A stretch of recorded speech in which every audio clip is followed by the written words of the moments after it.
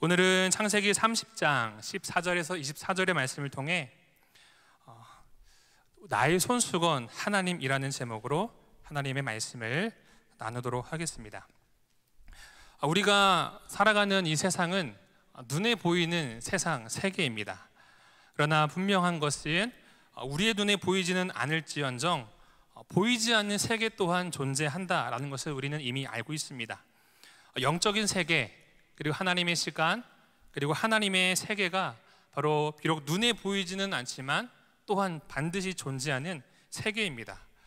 이처럼 우리 신앙인들은 육신으로는 눈에 보이는 이 땅에 발을 딛고 삶을 살아가고 또한 환경적으로 영향을 받을 수밖에 없지만 동시에 보이지 않는 그 하나님의 세계에 속하며 그 세계와 그 나라를 소망하며 바라며 살아가는 존재가 그리스도인 곧 성도들입니다.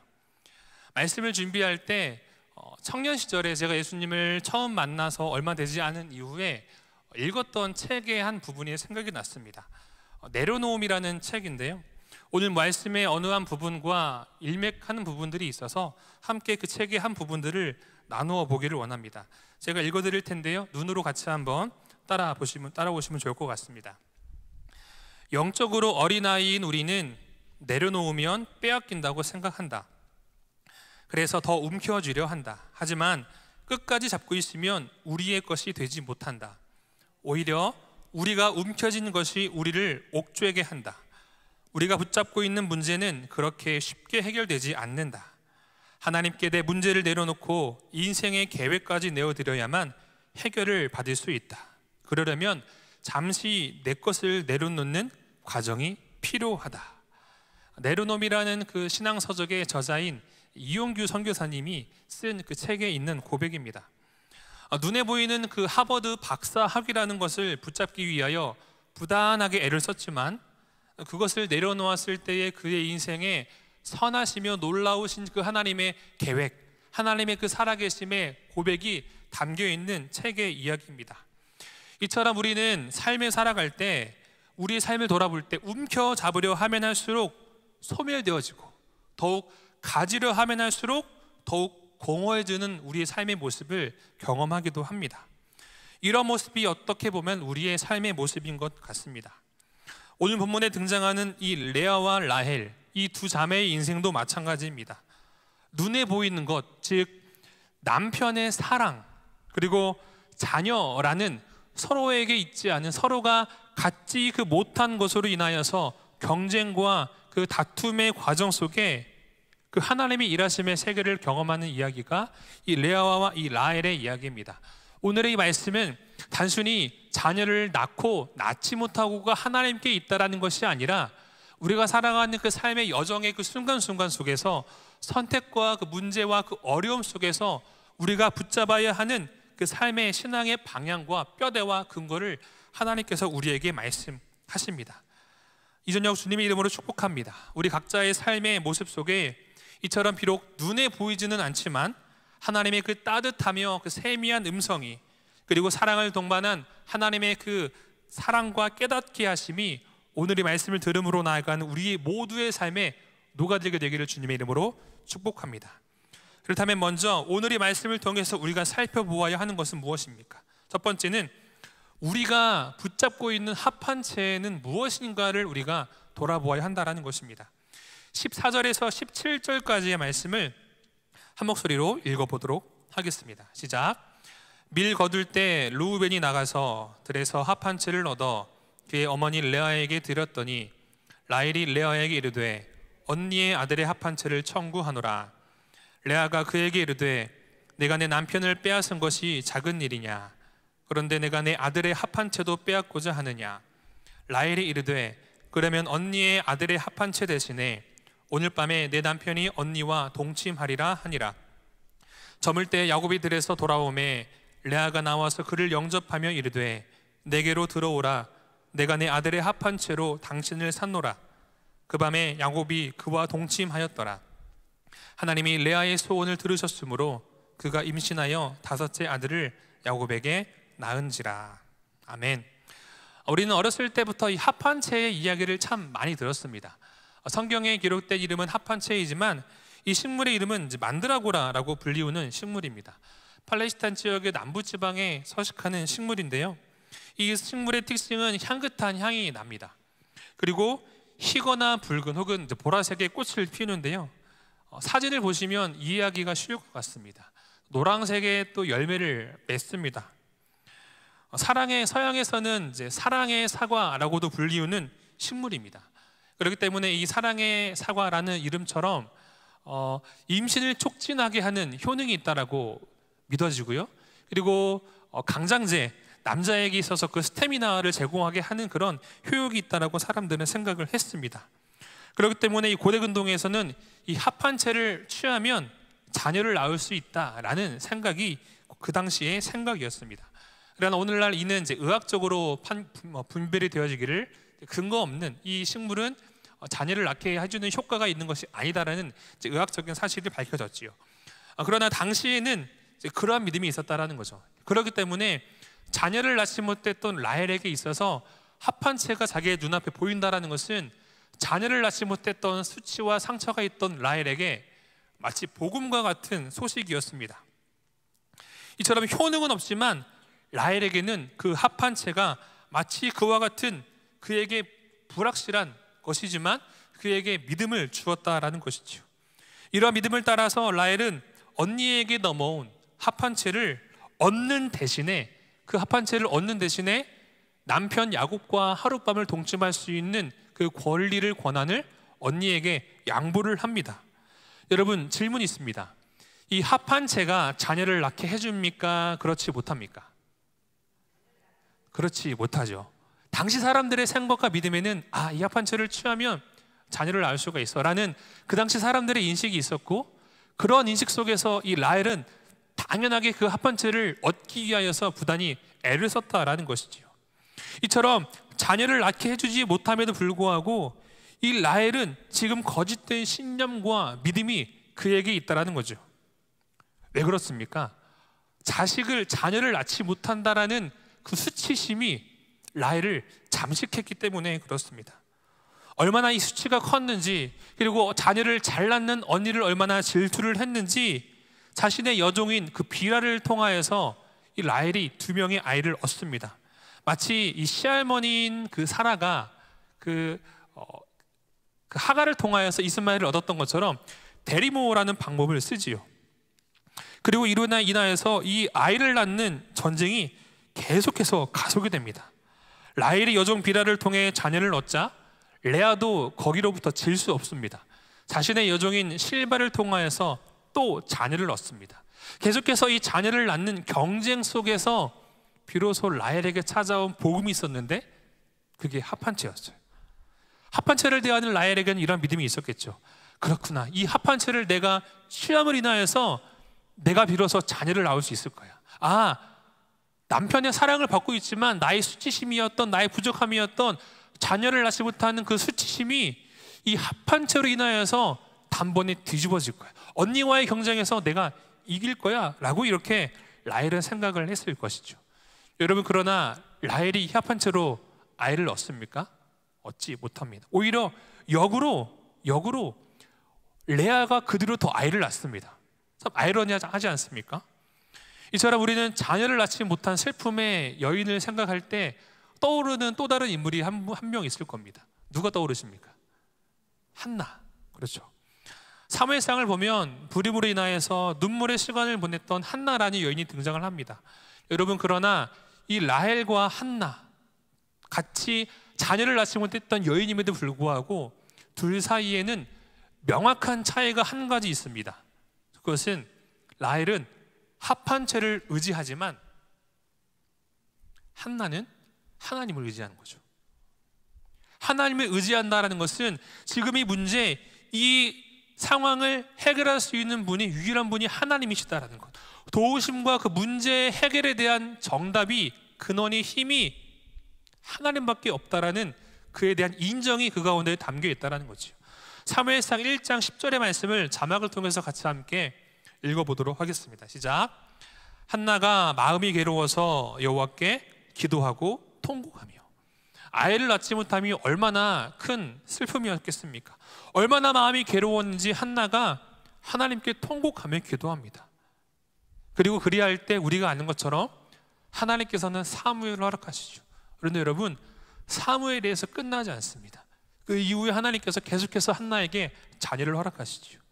이처럼 한나는 하나님을 의지하고 하나님의 도우심을 구하죠. 그러나 라헬은 그렇지 않죠. 합한 채를 의지를 합니다. 이처럼 라헬에게 있어서 이 합한 채는 자신의 뜻과 생각대로 하고자 하는 그 고집과 아집이죠. 창세기 3장 30장 1절의 말씀을 보면 라헬이 자기가 자녀를 낳지 못하자 야곱에게 히스테리를 부립니다. 그러자 야곱이 무엇이라고 이야기를 하는지 아십니까? 2절의 말씀을 보면 그대를 임신하지 못하게 하시는 이는 하나님이신데 내가 어떻게 하나님을 대신할 수 있느냐라고 야곱이 이야기를 합니다. 분명히 야곱의 입을 통하여서 생명의 주권은 자녀를 낳게 하는 분은 하나님이신 것을 분명히 이야기를 했습니다. 그런데 여전히 라헬은 그런 이야기를 들었음에도 불구하고 합한 채, 그래, 합한 채만 있으면 내가 자녀를 얻을 수 있을 거야 라고 의지를 한다는 거죠.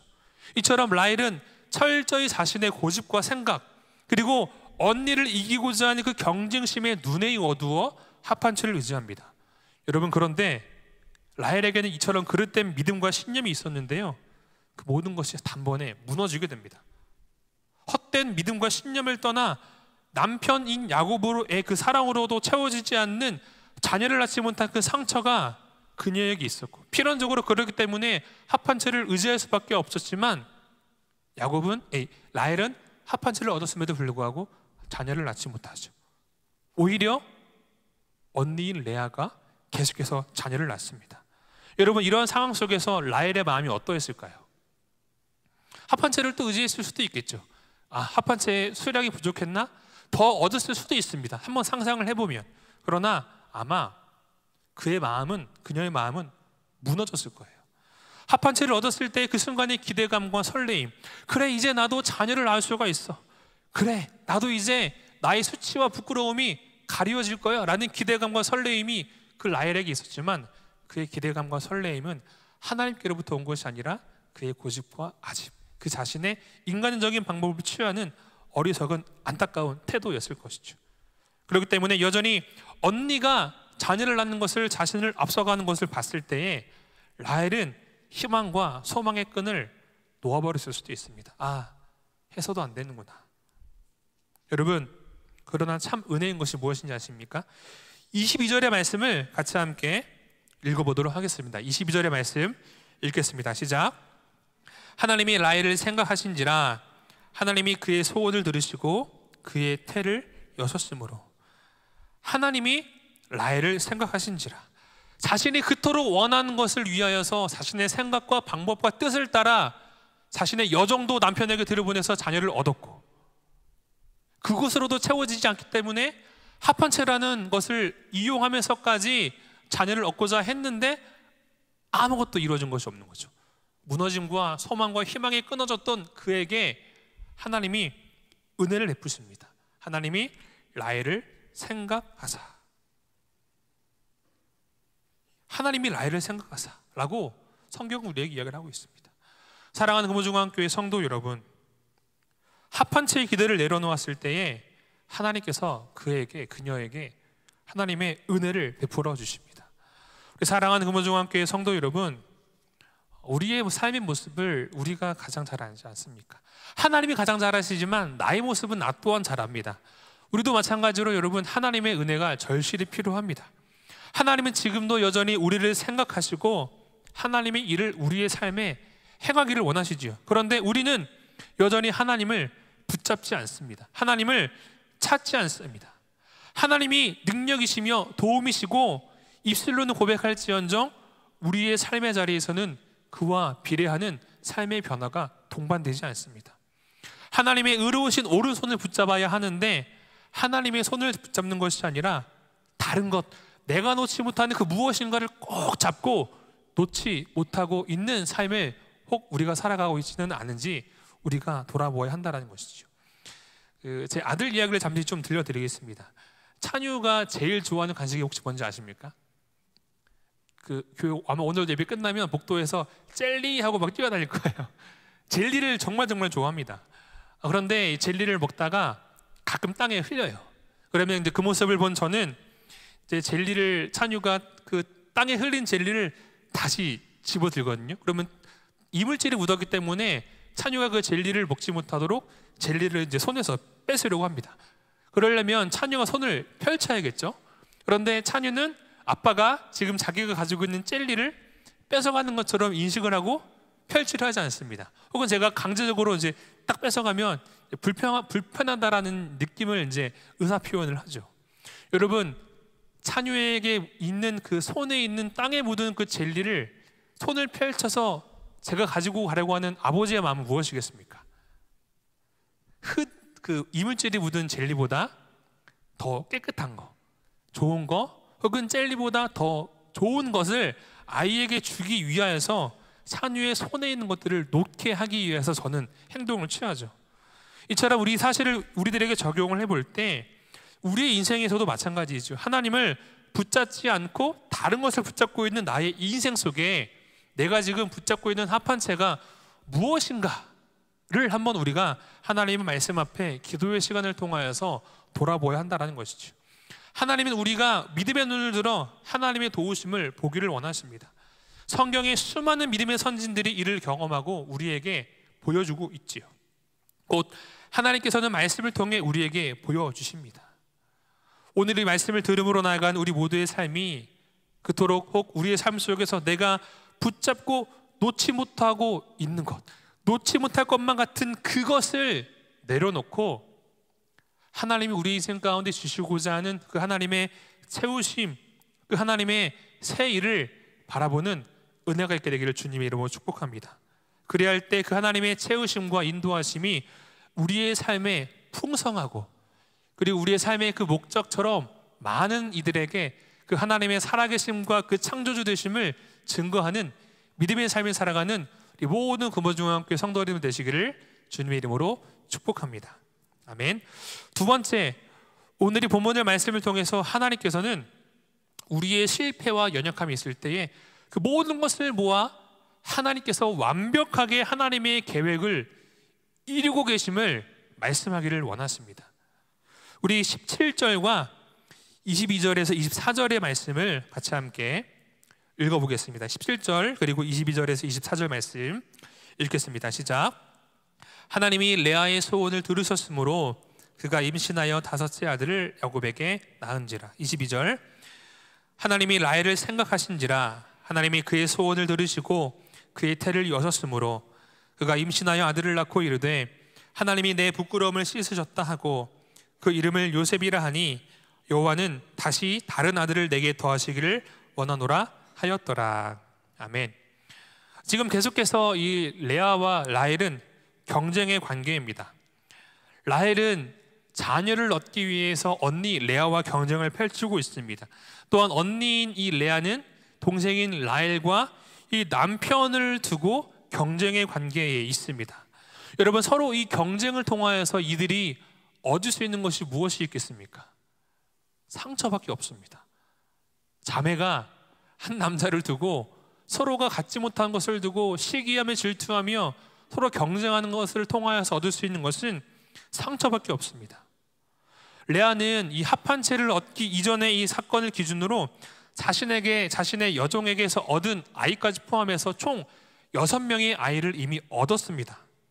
그러나 여전히 남편인 야곱의 마음을 붙잡지 못했지요. 그로 인한 상실감과 상처가 레아에게 있었을 것이죠. 또한 라헬도 마찬가지입니다.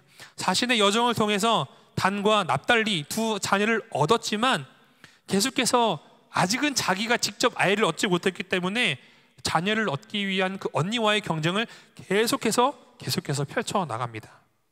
이처럼 지금 이 둘은 서로의 경쟁의 관계 속에 있지만 이 경쟁의 관계 속에서 참 은혜인 것은요, 하나님은 여전히 일하고 계시고 주무시지 않고 졸지도 않으시고 하나님이 이 둘을 품고 계시다라는 것입니다.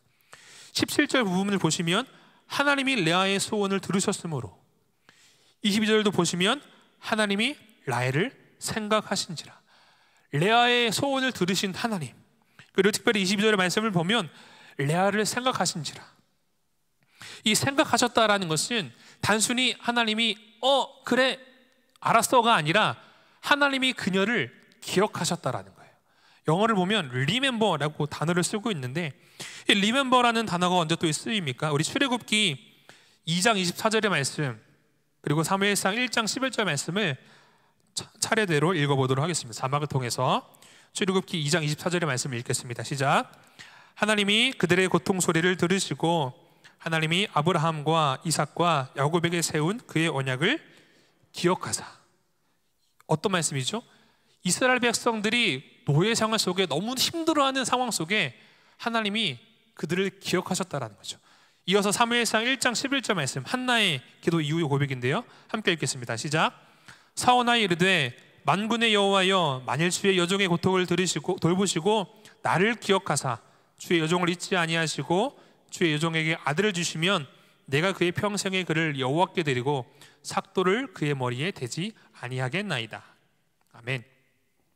기억하다의 이 두 단어, 기억하다 이 두 단어와 오늘 본문의 22절 생각하사라는 단어는 영어로 또 똑같고요, 히브리어도 같은 단어를 쓰고 있어요.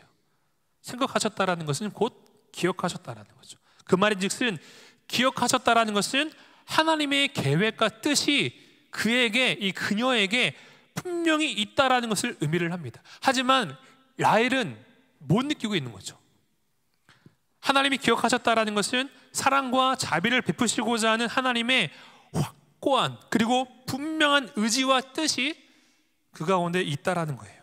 그러나 지금 여러분, 라헬과 레아는 하나님을 바라보고 있습니까? 하나님의 자비와 은혜를 베푸셨을 때는 하나님을 보는 듯 하지만 그 전까지는 자신들이 가지지 못한 것에 대하여 마음과 생각이 사로잡혀 하나님을 바라보지 못합니다. 여러분, 라헬을 봅시다. 자신이 아닌 여종 비라를 통하여서 자녀를 얻었을 때 30장 8절을 보면 라헬이 이렇게 고백합니다. 내가 언니와 경쟁하여 이겼다. 내가 언니와 경쟁하여 이겼다 라고 고백을 하지요. 하나님을 언급하지만 여전히 자녀를 얻지 못함에 대한 상처와 열등감이 라헬을 둘러싸고 있습니다. 레아의 경우를 볼까요?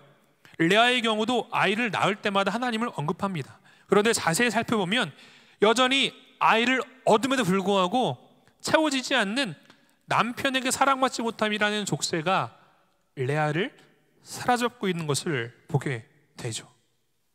아들을 낳을 때 하나님의 은혜를 고백하고 노래하지만 여전히 그 안에는 지금 이 자녀를 얻는 그 하나님의 은혜가 동생 라헬과의 그 경쟁에서 이기기 위한 도구로 전락해 있다는 거죠. 그러나 이러한 이 두 자매의 이러한 경쟁 속에서도 우리 하나님 너무나 좋으시고 은혜이신 것은 그럼에도 불구하고 하나님은 그들을 생각하시고 하나님이 이를 해나가신다라는 거죠. 우리의 시선으로 보면 상처와 열등감으로 인한 두 자매의 다툼과 경쟁이지만, 인간의 허영과 헛된 수고로 보여지지만, 여러분, 하나님은 그 가운데 하나님이 이를 이루어 가십니다. 어떻게 할 수가 있습니까? 마지막을 통해서 보시면 라헬은 이제 요셉을 얻죠. 결국 하나님의 은혜로 하나님은 이 요셉을 통하여 이스라엘을 비롯한 많은 백성의 생명을 구원하게 하는 은혜를 베푸시죠. 여러분, 그리고 요셉이 애굽으로 그 미디안 상인들에게 팔려갈 때 원래는 죽을 수도 있었는데요, 이 요셉을 누가 살려주는지 아십니까? 하나님이 살리시는 것이지만 르우벤과 유다가 살려줘요. 이 르우벤과 유다 덕분에 요셉이 죽지 않는 거죠. 우리 창세기 37장 21절과 26절의 말씀을 같이 함께 읽어보겠습니다. 시작. 르우벤이 듣고 요셉을 그들의 손에서 구원하려 하여 이르되 우리가 그의 생명은 해치지 말자. 르우벤이 지금 이야기하는 거죠. 그래도 우리 동생인데, 베다르 형제의 동생이지만 그의 목숨을 해치지 말자라고 이야기를 하죠. 26절 시작. 유다가 자기 형제에게 이르되 우리가 우리 동생을 죽이고 그의 피를 덮어둔들 무엇이 유익할까? 우리의 동생, 베다르 형제이지만 우리의 동생인데 이 요셉을 죽여서 무엇이 유익할까라고 이야기를 하며 요셉의 목숨을 구해주지요. 레아와 라헬은 서로 경쟁하는 그 경쟁 속에서 베달은 자녀들을 낳았지만 그 가운데 우리가 바라볼 때 하나님은 하나님의 일들을 지금 해나가고 계시는 것을 보게 되죠. 그리고 무엇보다 사랑받지 못했던 여인 이 레아를 통해, 특별히 넷째 아들인 유다를 통해 누가 이 땅에 오시지요? 예수 그리스도. 예수 그리스도. 레아는 자녀를 낳는 게 이 상처와 열등감으로 인하여서 계속해서 자녀를 낳음으로 그 부족함을 채우려 하지만, 그런 그 여인의 부족함을 하나님께서는 예수 그리스도를 허락하심으로 하나님 일을 지금 하나님께서 해나가고 계신다라는 거죠. 둘은 각각의 상처를 싸매지 않고 서로 경쟁하기에 바빴지만, 하나님께서는 이처럼 배다른 형제들을 통하여 이스라엘의 민족에 초석을 놓으십니다. 결국 모든 과정은 예수 그리스도를 향하죠. 그리고 중심에 지금 누가 일을 행하고 계십니까? 하나님. 그런데 레아와 라헬은 그것을 깨달을까요? 아니죠. 지금 상처와 열등감과 그 수치심 때문에 그 하나님을 바라보지 못해요. 우리들도 마찬가지입니다. 우리가 하나님을 바라보지 못할 때가 언제입니까? 남들에게는 말하지 못하는 부분들이 있어도 우리의 인생에 열등감이나 갈등, 고민과 속상함, 상처뿐인 모습이 우리에게 있을 것입니다. 때로는 그 많은 아픔들로 인하여서, 실패와 주저앉음으로 인하여서, 혹은 서로 치열하게 경쟁하는 그 시간들을 통하여서 나의 상처가 언제 아물까라고 생각을 할 수도 있지요. 그러나 그 가운데 필요한 것이 무엇입니까? 우리의 상처와 갈등과 어려움 속에서도 하나님은 쉬지 않으셨다라는 거예요. 역사의 주관자이신 하나님께서 우리들은 지금 당장 거시적인 시각으로 바라볼 때 못 느끼지만, 하나님께서 하나님의 손 안에 이 모든 과정들을 인도하고 계신다라는 것이죠. 그러나 우리가 믿고 고백하는 하나님, 우리가 경쟁 속에 있을지라도 여러분, 우리가 늘 찬양하고 고백하는 것처럼 우리 하나님 선하십니다. 우리는 선하지 못할지라도 하나님이 선하십니다. 그 선하신 하나님께서 우리를 붙들고 계시고 인도하고 계십니다.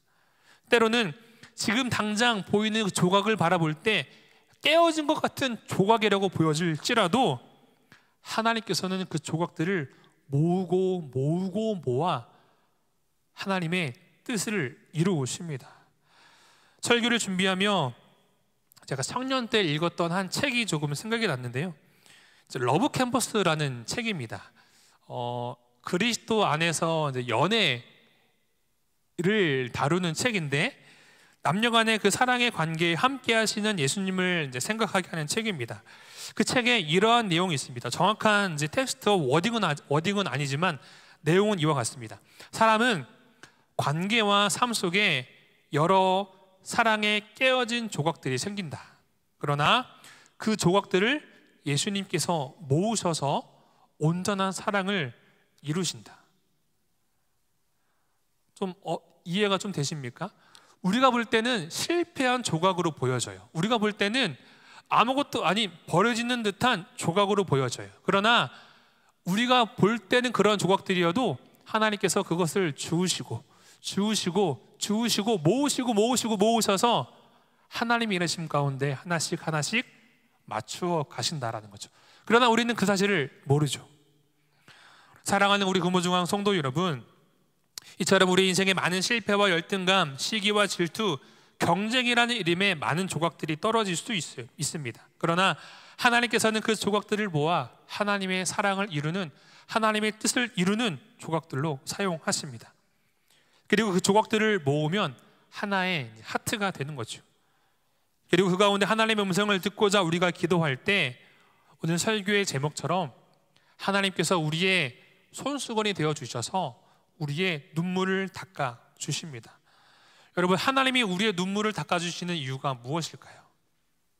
우리가 흘리는 그 눈물로 인하여 지금 내 앞에 계시는 하나님, 나와 함께 하신 하나님을 보지 못하기 때문에, 눈물이 앞을 가리워 나와 함께 하신 하나님을 보지 못하기 때문에 하나님께서 우리의 눈물을 닦아주시며 우리의 눈이 하나님을 바라보기를 원하신다는 거죠. 그렇게 우리에게 필요한 지혜로운 자의 모습은 무엇입니까? 우리를 향하여 주시는 그 하나님의 음성을 붙잡고 우리의 모든 순간을 통하여서 하나님의 일을 이루어 가시는 그 역사의 주관자이신 하나님의 신실하심을 믿는 믿음의 모습이 우리에게 필요하다라는 거죠. 우리의 인생 속에 잘되는 일이 있을 수도 있고 잘 되지 못하는 일이 있을 수도 있어요. 내가 원하는 대로 흘러갈 수도 있고 내가 원하지 않는 대로 흘러갈 수도 있어요. 그러나 우리의 중심이 그리스도 예수 안에서 바로 서 있다면 우리의 지나간 그 모든 과정들과 모습들을 통하여서도 하나님은 지금 이 순간도 일하고 계시다라는 거죠. 그래야 할 때 우리의 눈물을 닦아주시는 그 하나님의 손수건이 우리의 눈물을 닦아주실 것입니다. 이처럼 그런 하나님의 은혜가 늘 충만하고 흘러넘침을 경험하는 우리 모든 금호중앙교회 성도들 되시기를 주님의 이름으로 축복합니다. 기도하겠습니다. 우리의 모든 아픔과 상처를 싸매어 주신 하나님 아버지, 이 시간도 주님의 말씀을 우리가 기억함으로 나아갑니다. 다시 한번 그 주님의 십자가 앞으로 우리가 나아갑니다. 여전히 우리는 모두 양 같아서 그릇 행하여 각기 제 길로 가기 쉬운 존재들이지만 우리의 선한 목자 되신 예수 그리스도를 바라보며 순종의 걸음으로 나아가길 우리가 소원하오니 하나님 은혜를 베푸시고 우리의 모든 눈물과 아픔, 우리의 모든 연약함과 주의 능력과 강함으로 채우시고 위로하여 주시옵소서. 모든 것 가운데 합력하여 선을 이루시는 그 하나님을 찬양하며 예수 그리스도 이름으로 기도하옵나이다. 아멘.